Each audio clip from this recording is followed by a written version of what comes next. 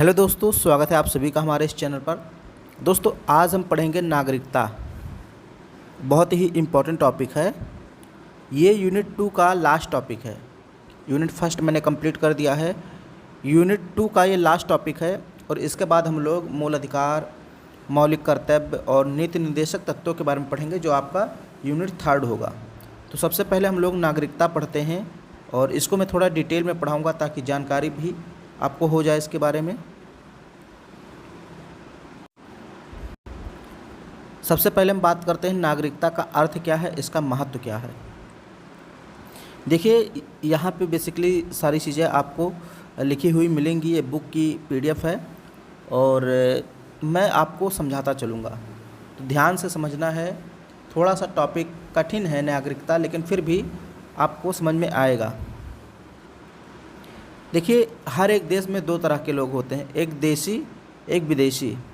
देशी का मतलब जो उस देश के हैं, जिनको नागरिक कहते हैं, और विदेशी का मतलब जो अन्य देश से आते हैं।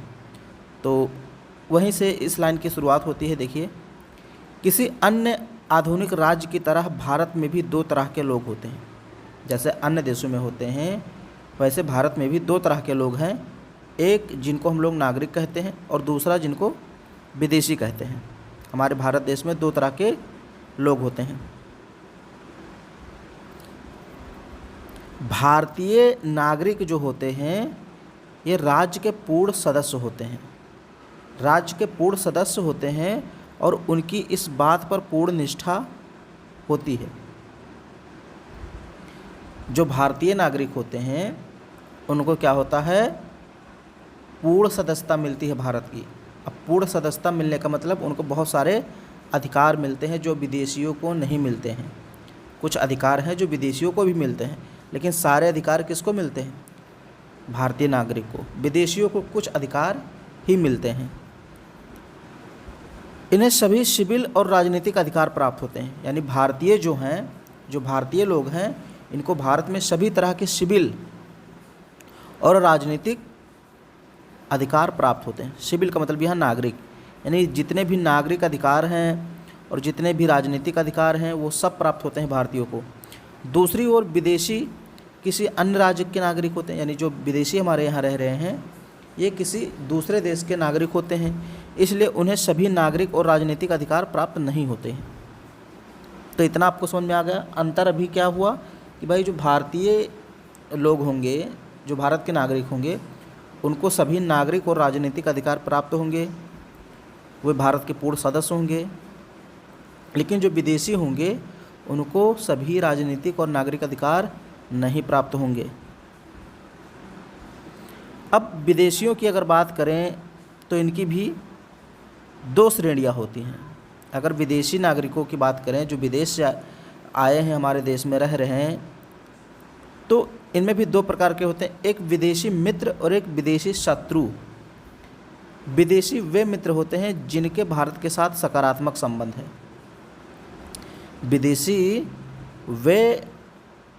विदेशी मित्र वे होते हैं जिनके साथ भारत का सकारात्मक संबंध है। जैसे अगर हम एग्ज़ाम्पल की बात करें तो रसिया हो गया। रसिया के जो भी लोग हैं वो भारत में आएंगे तो विदेशी कहलाएंगे, लेकिन वो मित्र विदेशी कहलाएंगे। रसिया हो गया, जापान हो गया, अमेरिका कह लीजिए, इज़राइल कह लीजिए, बहुत सारे देश आपको मिल जाएंगे जिनके भारत से अच्छे संबंध है। ब्राज़ील हो गया। और कुछ ऐसे देश हैं जिनसे हमारे संबंध ठीक नहीं हैं, तो उनके लोग अगर उस देश के नागरिक हमारे देश में आएंगे तो उनको विदेशी शत्रु कहते हैं। जैसे पाकिस्तान है, लगातार युद्ध चलता रहता है, तो पाकिस्तान के लोग हमारे यहाँ आएंगे तो वो विदेशी शत्रु हैं। विदेशी भी हैं और शत्रु भी हैं। उन्हें कम अधिकार प्राप्त होते हैं तथा वे गिरफ्तारी और नज़रबंदी के विरुद्ध सुरक्षित नहीं होते हैं। यह हम लोग अनुच्छेद 22 पढ़ेंगे। अगला टॉपिक आपका जो है मूल अधिकार ही है, तो उसमें हम लोग पढ़ेंगे अनुच्छेद 22 को डिटेल में कि भाई इसके तहत क्या कहा गया है कि जो भारतीय नागरिक हैं वो गिरफ्तारी और नज़रबंदी के विरुद्ध कुछ अधिकार प्राप्त कर सकते हैं, लेकिन विदेशी नहीं प्राप्त कर सकते। ये हम लोग डिटेल में पढ़ेंगे।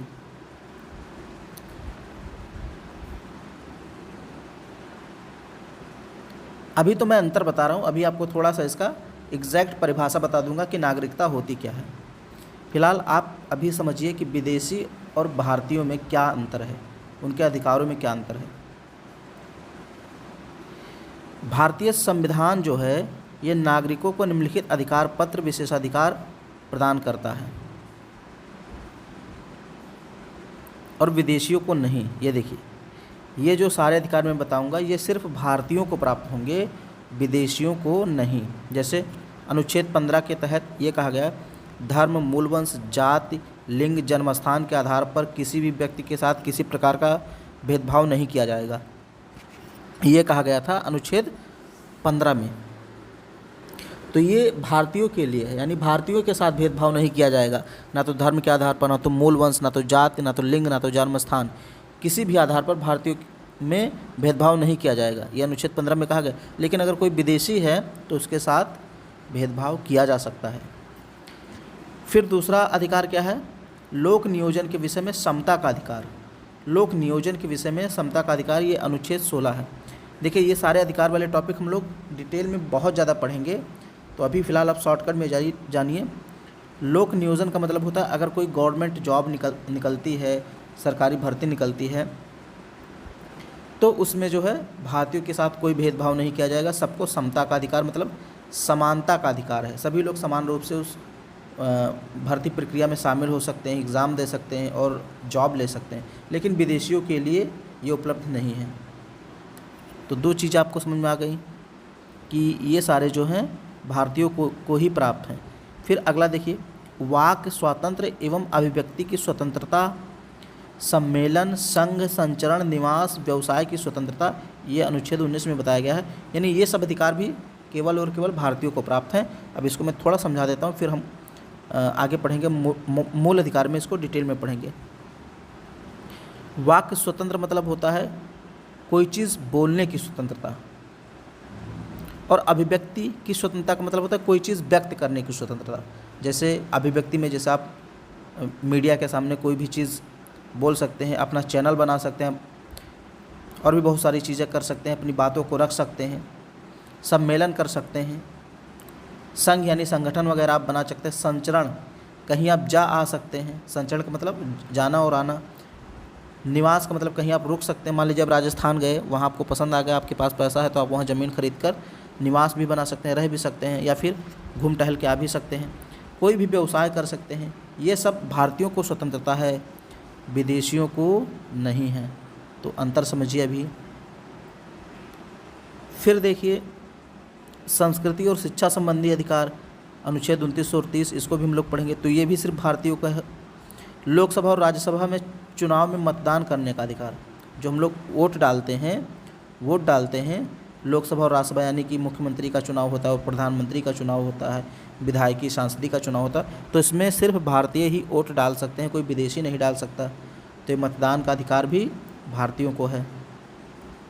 संसद एवं राज्य विधान मंडल की सदस्यता के लिए चुनाव लड़ने का अधिकार, तो ये भी सिर्फ भारतीयों को, विदेशों को नहीं। तो समझ में आ रहा है ना। अभी मैं आपको बस डिफरेंस बता रहा हूँ कि भारतीयों को कौन कौन से अधिकार मिले हैं और ब्रिटिशों को कौन कौन, यानी कि जो विदेशी हैं उनको कौन कौन से अधिकार मिले हैं। संसद, राज्य विधानमंडल की सदस्यता के लिए चुनाव लड़ने का अधिकार, तो चुनाव कौन लड़ सकता है हमारे यहाँ? भारतीय ही लड़ सकते हैं, कोई विदेशी कोई चुनाव नहीं लड़ सकता। सार्वजनिक पदों पर जैसे राष्ट्रपति के पद, उपराष्ट्रपति के पद, उच्चतम न्यायालय एवं उच्च न्यायालय के न्यायाधीश, राज्यों के राज्यपाल, महान्यायवादी एवं महाधिवक्ता की योग्यता रखने का अधिकार, यानी इन पदों पर केवल भारतीय ही रह सकते हैं। तो मुख्यमंत्री, प्रधानमंत्री, राष्ट्रपति, उपराष्ट्रपति, उच्चतम न्यायालय, उच्च न्यायालय, इनके न्यायाधीश, राज्यपाल, राज्यों के राज्यपाल, महान्यायवादी, महाधिवक्ता, ये जो सारे पद हैं इस पर केवल भारतीय ही आ सकता है और कोई विदेशी नहीं आ सकता। तो इतना आपको याद रखना है। कौन कौन सा अनुच्छेद यहाँ पे देखिए, अनुच्छेद 15, ये अनुच्छेद 15, अनुच्छेद 19, 29, 30,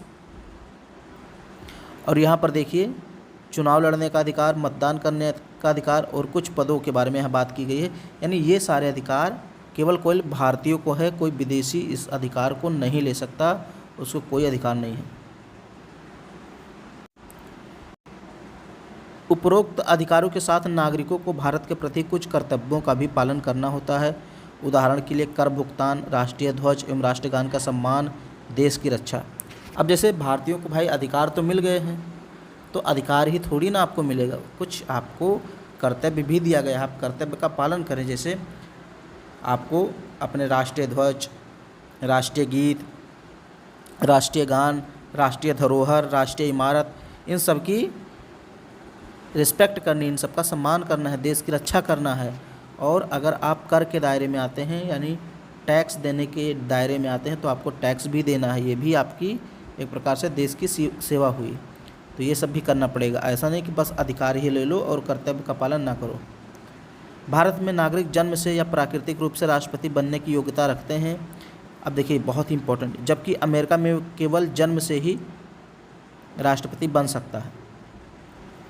देखिए भारत में क्या है कि अगर कोई व्यक्ति मान लीजिए जन्म से नागरिक है या प्राकृतिक रूप से नागरिक है, मतलब मान लीजिए वो भारत में आकर के और भारतीय नागरिक बन गया, तो वो राष्ट्रपति बन सकता है, भले ही दूसरे देश में पैदा हुआ हो, लेकिन अगर भारत में आकर के भारत का नागरिक बन गया तो वो राष्ट्रपति बन सकता है। लेकिन अमेरिका में ऐसा नहीं।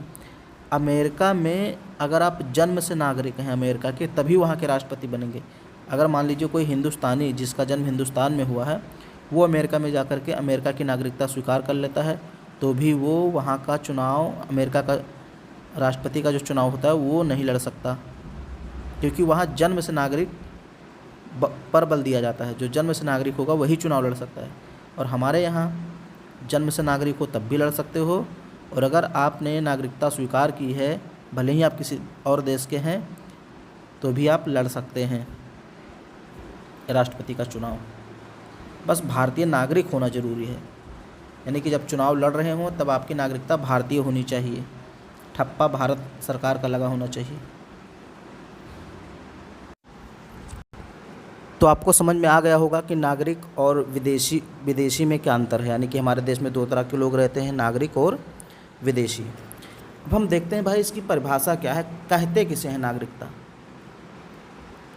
नागरिकता, जिसको इंग्लिश में सिटीजनशिप कहते हैं, एक कानूनी और सामाजिक स्थिति होती है।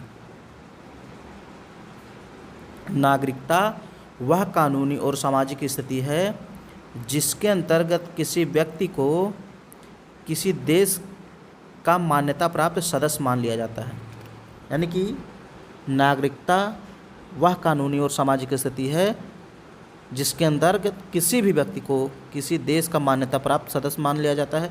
यानी अगर आपको नागरिकता दे दी जाती है तो आप उस देश के सदस्य बन जाएंगे। इससे व्यक्ति को उस देश के अंतर्गत अधिकार, कर्तव्य और सुरक्षा प्राप्त हो जाती है। सरल शब्दों में कहें तो नागरिकता का मतलब है किसी देश या राज्य से स्थायी रूप से जुड़ा होना। यानी अगर आपको नागरिकता मिलती है तो आप किसी देश से परमानेंटली जुड़ जाते हैं। और फिर नागरिकता की कुछ विशेषताओं की बात करें तो ये कानूनी मान्यता होती है, यानी कानून आपको नागरिकता दी जाती है। नागरिकता मिलने पर व्यक्ति को देश का विधिक सदस्य मान लिया जाता है। कानूनी मान्यता, विधिक का मतलब होता है कानूनी। अधिकारों का उपभोग, अगर आप नागरिकता मिल जाती है किसी देश की तो आप वहाँ के जो भी अधिकार हैं उनका उपभोग कर सकते हैं, उनका फ़ायदा उठा सकते हैं। जैसे मतदान का अधिकार, सरकारी सेवाओं का लाभ, संवैधानिक सुरक्षा, ये सारी चीज़ें। कुछ कर्तव्य भी आपको करने पड़ते हैं, जैसे कर चुकाना, कानून का पालन करना, राष्ट्रीय एकता, सुरक्षा में योगदान देना, फिर सुरक्षा अपने देश के नागरिकों की आंतरिक और अंतर्राष्ट्रीय स्तर पर रक्षा करना। ये सब आपका कर्तव्य होता है और आपको अधिकार दिए जाते हैं, आपको कानूनी सुरक्षा मिलती है। ये सारी चीज़ें तभी मिलेंगी जब आप किसी देश के नागरिक बनेंगे। तो ये नागरिकता हो गई। अब हम लोग देखते हैं जब हमारा देश आज़ाद हुआ और हमारा संविधान लागू हुआ तो किन किन व्यक्तियों को नागरिक बनाया गया। 1950 के बाद, बेसिकली 26 जनवरी 1950 को हमारा संविधान लागू हुआ था, तो उसके बाद किन किन लोगों को नागरिक बनाया गया। भाई उस समय कुछ प्रावधान संविधान में किया हो गया होगा, ऐसा तो हुआ नहीं होगा कि सबको नागरिक बना दिया गया होगा। कुछ लोग पाकिस्तान से आए होंगे, कुछ पाकिस्तान गए होंगे, क्योंकि देश बटा था, आज़ाद हुआ था। तो कैसे नागरिकता मिली उस समय हम लोग थोड़ा देखते हैं।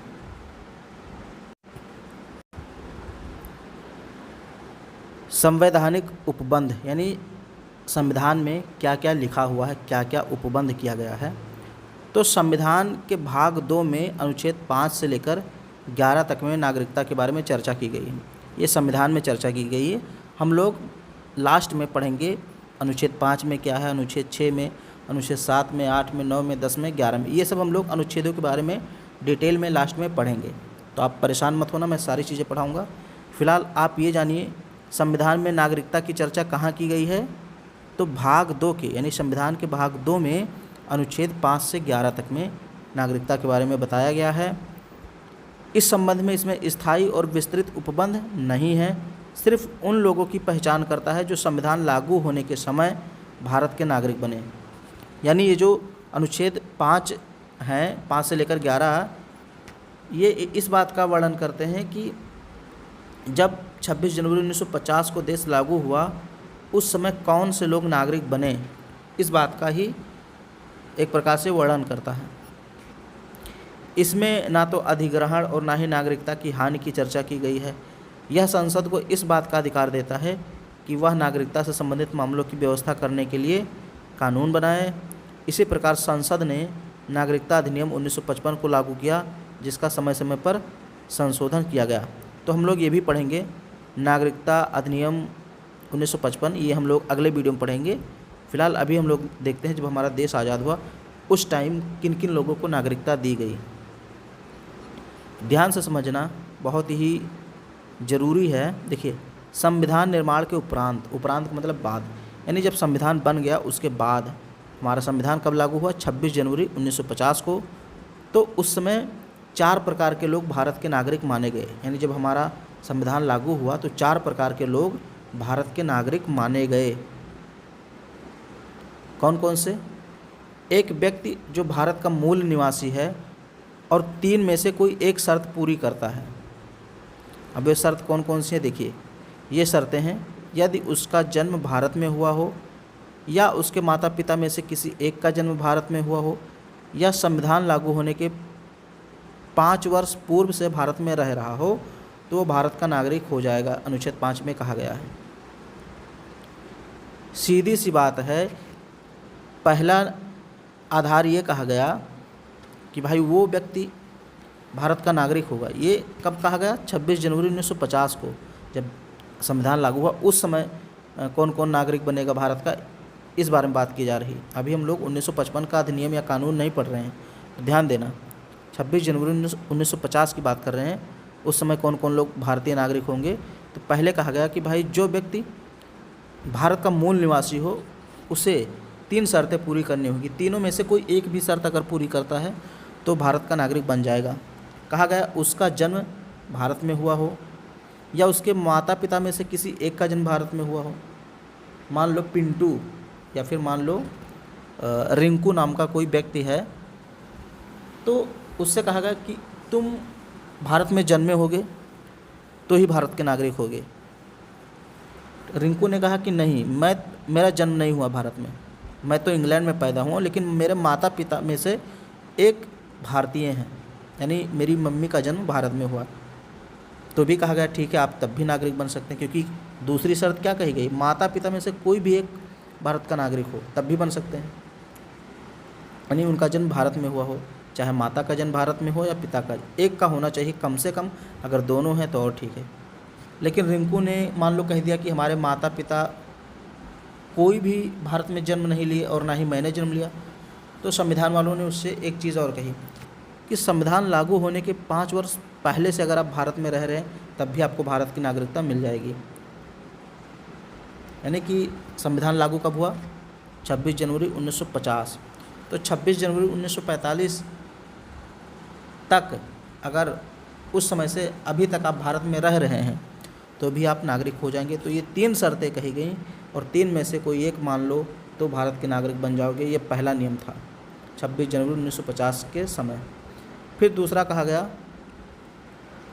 कि एक व्यक्ति जो पाकिस्तान से भारत आया हो, और यदि उसके माता पिता या दादी दादा अविभाजित भारत में पैदा हुए हों और निम्न में से कोई एक शर्त पूरी करता हो तो वह भी भारत का नागरिक बन सकता है। ध्यान दीजिए, इसमें पाकिस्तान से भारत आने वाले लोगों के बारे में बताया गया है, क्योंकि जब भारत आज़ाद हुआ और उसके दो टुकड़े हुए, भारत और पाकिस्तान, तो कुछ लोग पाकिस्तान से भारत आए, कुछ भारत से पाकिस्तान गए, तो उनको भी नागरिकता देनी पड़ेगी ना।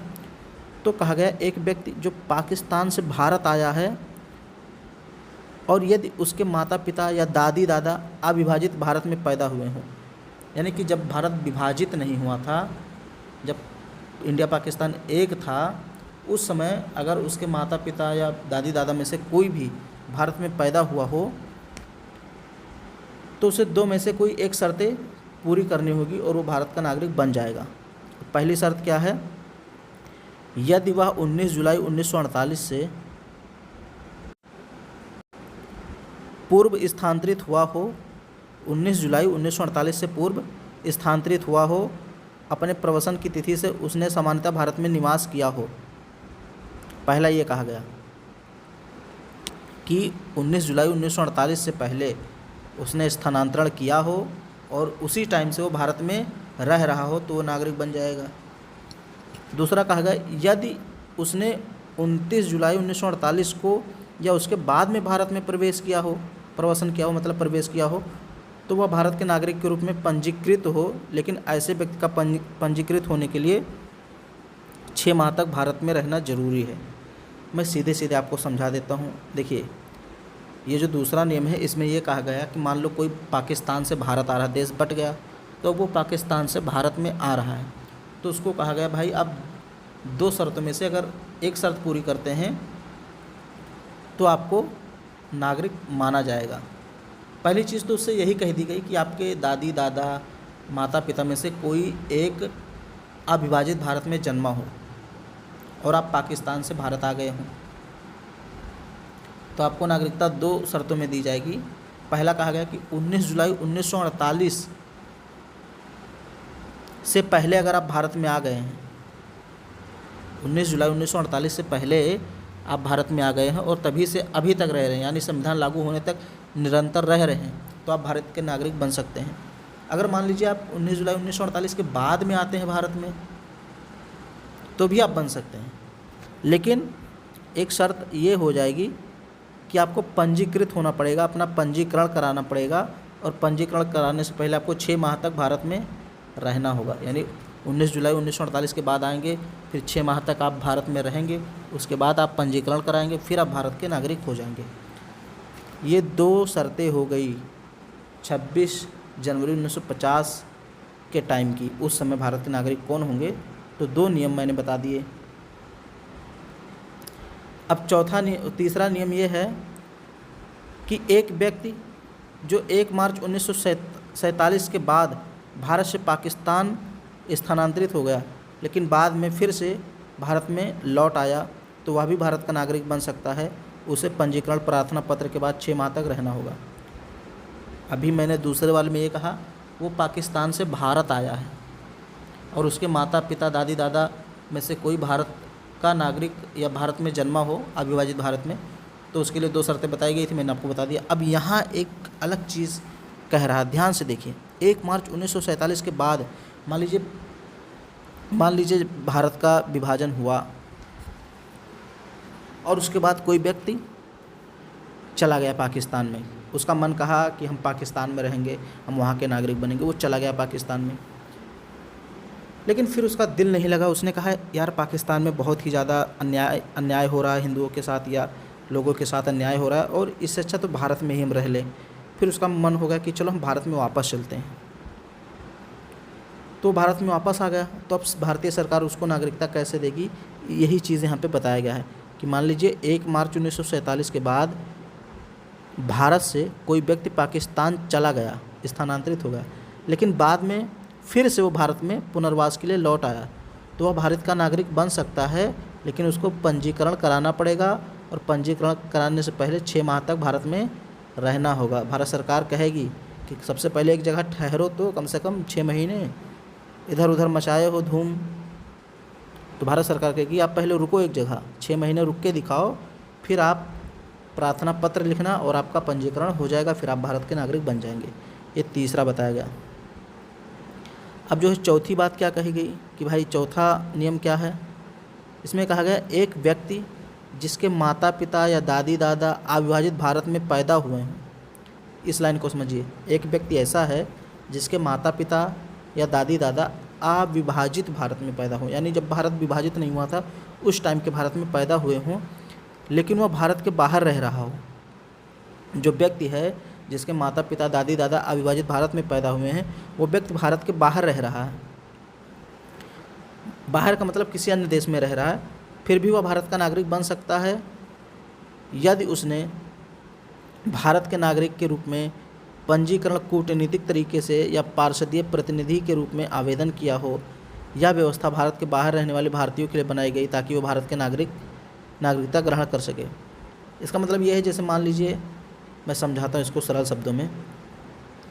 कोई व्यक्ति है जिसके माता पिता दादी दादा कोई भी भारत में पैदा हुआ हो, अविभाजित भारत में पैदा हुआ हो, लेकिन वो व्यक्ति अभी बाहर रह रहा है, यानी उसके माता पिता दादी दादा तो अविभाजित भारत में पैदा हुए हैं, लेकिन वो व्यक्ति कहाँ रह रहा है, अमेरिका में रह रहा है, ब्रिटेन में रह रहा है, फ्रांस में रह रहा है, कहीं भी रह रहा है, बाहर रह रहा है, तो वो भी नागरिक बन सकता है, लेकिन उसे पंजीकरण कराना पड़ेगा कूटनीतिक तरीके से। मतलब जैसे जो दूत होते हैं, दूतावास होता है अलग अलग देशों में, उनके माध्यम से वो पंजीकरण करा सकता है, तो भी नागरिक बन सकता है। कुल मिलाकर ये व्यवस्थाएं नागरिकों की चर्चा करती हैं कि जो व्यक्ति भारत का मूल निवासी हो, देखिए सीधी सी बात, जो व्यक्ति भारत का मूल निवासी हो वो नागरिक हो सकता है। व्यक्ति पाकिस्तान से स्थानांतरित हुआ हो, यानी पाकिस्तान से भारत में आया हो, वो भी नागरिक बन सकता है। व्यक्ति पाकिस्तान स्थानांतरित हुआ हो, यानी पाकिस्तान गया हो और फिर से भारत में लौट आया हो, वो भी नागरिक बन सकता है। और भारतीय मूल का व्यक्ति जो बाहर रह रहा है वो भी नागरिक बन सकता है। तो ये 4 प्रकार के नागरिकों की बात की गई थी 26 जनवरी 1950 को, कि ऐसे व्यक्ति भारत के नागरिक घोषित किए जाते हैं और आज से ये लोग भारत के नागरिक हो जाएंगे। कुछ और चीज़ें हैं, इसको भी देख लेते हैं। नागरिकता संबंधी अन्य संवैधानिक प्रावधान इस प्रकार हैं, कुछ और नियम कानून लिखे हुए हैं। वह व्यक्ति भारत का नागरिक नहीं होगा या भारत का नागरिक नहीं माना जाएगा जो स्वेच्छा से किसी अन्य देश की नागरिकता स्वीकार कर लेता है। मान लीजिए आप किसी अन्य देश की नागरिकता स्वीकार कर लेते हैं, ब्रिटेन की, अमेरिका की, फ्रांस की, तो आप भारत के नागरिक नहीं माने जाएंगे, ये भी संविधान में लिखा है। ये सब हम लोग अनुच्छेदों के माध्यम से बाद में पढ़ेंगे, अभी थोड़ा आप समझ लीजिए ऐसे ही। फिर प्रत्येक व्यक्ति जो भारत का नागरिक है या समझा जाता है कि वह ऐसा नागरिक बना रह सकता है यदि संसद किसी प्रकार का विधान का निर्माण करे। मतलब जो व्यक्ति भारत का नागरिक है वो बना रहेगा, उसे ऐसा नहीं कि उसकी नागरिकता अपने आप छिन जाएगी। यानी कि अगर आप भारत के नागरिक हैं तो भारत के नागरिक बने रहेंगे यदि संसद इस प्रकार के किसी विधान का निर्माण करे। संसद को यह अधिकार है कि वह नागरिकता के अर्जन और समाप्ति के तथा नागरिकता से संबंधित अन्य विषयों के संबंध में विधि बना सकती है। तो ये भी कह दिया गया कि संसद जो हमारी विधायिका है, लोकसभा राज्यसभा है, उसी को संसद बोला गया है, तो वो चाहे तो नागरिकता के ग्रहण करने और समाप्ति से संबंधित जो भी नियम कानून है उसमें बदलाव कर सकती है। तो ये सब अधिकार किसको दिया गया है? संसद को दिया गया है। अब आगे हम लोग पढ़ेंगे नागरिकता अधिनियम 1955 अगले वीडियो में। ये वीडियो काफ़ी बड़ी हो गई है। अब ये जो 1955 में आएगा इसमें कुछ बदलाव किए जाएंगे कि भाई अब कैसे नागरिकता मिलेगी और कैसे नागरिकता त्याग की जाएगी, कैसे नागरिकता छीनी जाएगी, इन सारी चीज़ों के बारे में बताया गया है डिटेल में नागरिकता अधिनियम 1955 में। वो हम लोग पढ़ेंगे। वीडियो पसंद आए तो उसको लाइक कर दीजिए, चैनल को सब्सक्राइब कर लीजिए और अपने सभी दोस्तों में शेयर कर दीजिए।